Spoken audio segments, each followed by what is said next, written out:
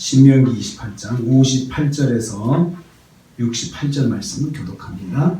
오늘 말씀도 이제 마지막으로 불순종과 영화롭고 두려운 여호와를 경외하지 않는 삶을 살 때 받을 저주에 대해서 말씀하는 것을 내용으로 하고 있습니다. 첫째는 극렬한 재앙과 중한 질병으로 고통받게 하실 것이다 말씀하십니다. 59절 말씀 보면요, 불순종하는 자신뿐만 아니고 그 자손들이 재앙과 질병으로 고통을 받을 것이다 말씀하십니다. 애굽에서 경험했던 모든 질병이 몸에 붙어 다니게 하실 것이다. 질병이 떨어질만 하면 또 다시 붙이시고, 떨어질만 하면 다시 붙이시고, 하나님께서 붙이신다고 이렇게 표현을 하셨습니다. 그러니까 어떤 수단과 방법을 다 해도 질병이 치료되지 않게 하신다는 거예요. 불치의 병으로 고통받게 하시고, 그냥 간단한 병인데도 병이 떨어지지 아니하고 끝까지 가는 거예요. 그래서 이 사람이 완전히 쇠해질 때까지, 그래서 거의 죽음까지 갈 때까지 그냥 병이 붙어 있는 겁니다. 그렇게 질병과 또 재앙, 재앙으로 고통을 받게 하신다는 거죠. 61절 말씀 보면요, 불순종한 이스라엘이 멸망하기까지 모든 질병과 재앙을 내릴 것이고, 그 결과 하늘의 별과 같은 민족이 얼마 남지 않는 민족이 될 것이다 라고 합니다. 사실 재앙과 질병으로 나라가 망할 수가 있다는 거예요. 나라가 망할 수 있고 민족이 망할 수 있어요. 그래서 역사상에 보면은 결국은 재앙으로 한 방으로 그냥 한 나라가 없어져 버리고, 질병으로 한 나라가 없어지고, 그 많았던 큰 찬란한 문명을 자랑했던 그런 고대의 민족들이, 그 부족들이 한순간 없었는데 이유를 알 수 없는데 보면은 질병과 재앙입니다. 그래서 없어지는 거죠. 그런 것처럼 이스라엘도 하나님의 복을 받아서 하늘의 별과 같이, 바다의 모래와 같이 그 수많은 민족으로 번성했지만 이 꾸준한 질병과 재앙으로 한순간에 망할 수 있다는 거예요. 하나님께서 이렇게 말씀하시는 거죠. 이 말씀을 가나안에 들어가기 전에 지금 다 앉혀놓고 말씀하시는 거예요. 그래서 선택하게 하는 거죠. 어느 쪽을 선택하는 게 좋을까 생각해 보라는 거죠. 두 번째로 약속의 땅에서 뽑힐 것이다. 이제 최종적으로 뽑혀 나간다. 63절 말씀, 여호와께서 멸하시는 것을 아주 기뻐하실 것인데 여호와께 아무 도움을 구할 수가 없게 되는 거죠. 들어간 땅에서, 복을 받아 들어간 땅에서 추방될 것인데, 그 추방 이후로 그걸로 끝나는 게 아닙니다. 64절 말씀 보니까 만민족이 흩어버리신다. 뿔뿔이 흩어지는 거죠. 그러니까 추방되더라도 한 곳에 모여서 살 수 있는 환경을 안 주시고 또 각국에 다 찢어지는 거죠. 흩어지게 만들어요. 가족이 흩어지고, 동네가 흩어지고, 그리고 또 부족이 흩어지고, 다 흩어지게 만들어요. 거기서 어떻게 사느냐? 목석 우상을 섬기는 삶을 살 것이다. 그렇게 가나안에서 축복의 땅에서 하나님을 섬기지 않고 우상을 섬기고 살았는데, 흩어진 곳에서 하나님을 이제 후회해서 섬기고 싶어도 섬길 수 없는 환경을 만든 거죠. 오히려 섬기다가 핍박받고 그럴 수 있는 거죠. 그래서 하나님을 섬길 수 없는 환경을 맞이하게 될 것이다. 뿐만 아니라 65절 말씀 보면 여러 민족에 팔려 살면서 평안함이 없는 삶을 산다. 평안함이 없는, 발바닥이 쉴 틈이 없을 정도로 일을 하게 사는 거죠. 일을 하면서 발바닥이 쉴 틈이 없다. 여기저기 돌아다니면서 일을 해야 되니까 그렇죠.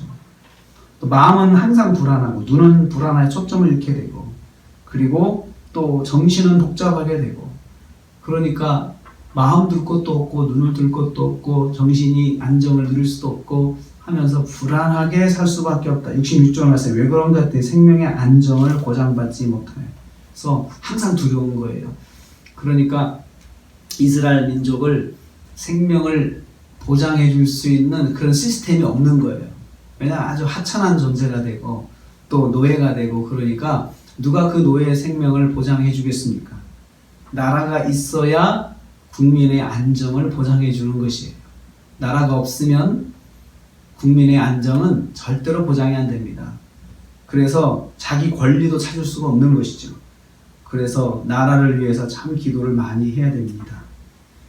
그리고 생명의 안정을 보장받지 못하는데 아침에는 저녁을 그리워하고 저녁에는 아침을 그리워하고 하루의 생활이 불안한 거예요. 저녁이 됐다고 해서 잠자리에 누웠다고 편한 게 아니에요. 누가 와서 또 죽일지 몰라요. 누가 와서 또 도둑질을 할지 몰라요. 강도짓 할지 몰라요. 또 그래도 보호받지 못해요. 112에 신고한다고 경찰이 출동하는 것도 아니고 그쪽은 노예니까 너희가 알아서 하라는 거예요. 노예니까. 그런 비참한 일을 당해도 아무도 관심 갖지 않는 거죠. 관심 갖지 않는 거죠. 받은 복을 잃고 하나님의 보호를 받지 못하고 비참한 삶을 살게 되는 거죠. 하나님께서 불꽃 같은 눈동자로 지켜주시는 그 복이 하나님의 자녀에게 있는데 하나님 그걸 거두시는 거예요.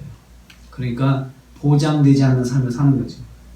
결국은 68절 말씀에 다시 애굽으로 끌려가야 될 것이다. 그 애굽이 어디입니까? 노예 생활했던 곳이잖아요. 다시 애굽으로 끌려가서 그래 노예 생활해라. 그냥 거기서 주는 밥 먹고 살면서 그래도 그렇게 우상을 섬기면서 그렇게 살아라 이거죠. 살아라. 지긋지긋한 노예 생활을 다시 하게 될 것이다. 그러나 이번에는 다른 게 있어요. 가치 없는 노예예요. 전에 처음에 출애굽할 때는 노예로서 그래도 가치가 있었어요. 그랬는데 이제는 가치가 없는 노예가 돼요. 팔려 하나 너희를 살 자가 없으리라. 아무도 관심 갖지 않아요. 아무도. 저 노예는 쓸데없는 노예야. 쓸 수 없는 노예예요. 왜 그럴까요? 몸에는 병이죠. 몸에는 질병이 있죠. 그리고 마음은 산란하죠. 눈은 초점이 없죠. 눈빛이 사람을 어떤 모습을 거의 좌지우지한다고 그래요. 눈빛에 초점을 잃으면은 병든 것 같잖아요.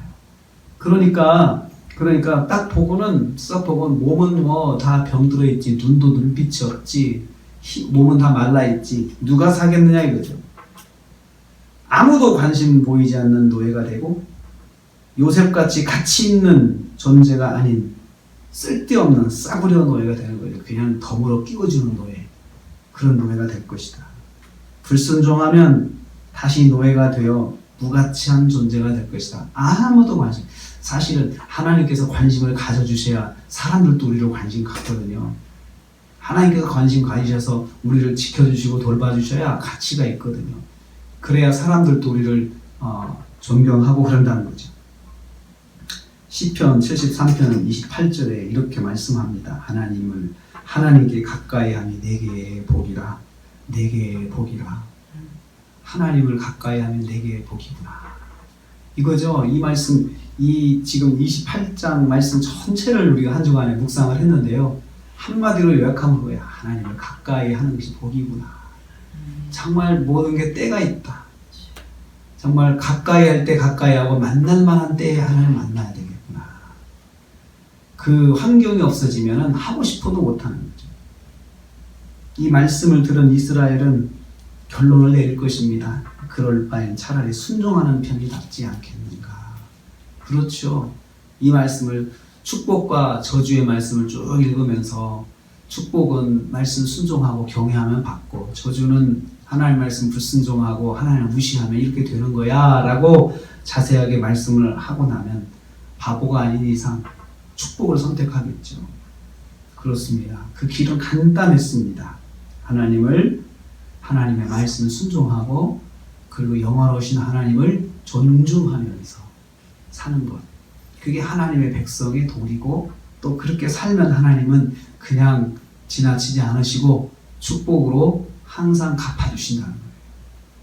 그래서 오늘도 우리는 하루를 살면서 하나님께 복을 받는 백성으로서 하나님의 말씀 순종하고 또 순종으로 하나님께서 또 복을 주시고 또 우리가 순종해서 또 복을 주시고 하는 그런 선순환, 영적인 선순환이요. 즉 순종하고 복받고 순종하고 복받고 하는 그런 영적인 선순환이 저와 여러분에게 또 앞으로도 계속해서 있으시기를 주님의 이름으로 축복합니다.